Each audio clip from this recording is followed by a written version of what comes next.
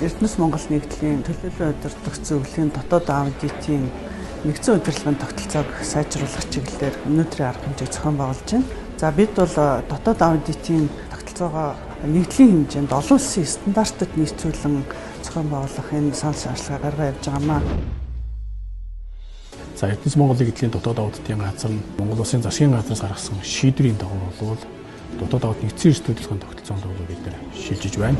За хэрэв бид нар аудитын ажлыг чанарын өндөр түвшинд явуулж чадах юм бол энэ баялагын сан бий болгож байгаа төрөмжит компаниудын удирдлага зохион байгуулалт процесс хийгдэж байгаа одоо санхүү төсөв төлөвлөлт бодлогын аудитын дээр бол хараат тус аудитыг явуулж үн цэнтэй аудитын зөвлөмжийг бид нэр өгснөөр бол төрөмжит компаниг бол ашиг орлогыг бол дэвшүүл энэ боломж бол биднэрт бүрдэж байгаа гэж харж байна. Засгийн газрын хэрэглэх газрын дарга Монгол Улсын сайд учрал нэгдлийн хэмжээнд энэ ERP системийг хэрхэн зохион байгуулах вэ гэдэг дээр бол тодорхой чиглэлүүдийг энэ төрөмжит компаниудад өгсөн байгаа.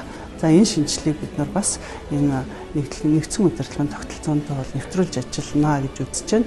Зөвхөн одоо дотоод аудитор бид нар одоо юу гэдэг нь толгой компани дээр одоо дотоод аудитыг авч явах биш. Одоо нэгдлийн хэмжээнд дотоод аудиторууд нэг аргачлаар, нэгдсэн зарчмаар, нэг стандартаар бид нар аудитын ажлыг бол явуулах боломжийн бол түүхэн өдөр гэж харж байна.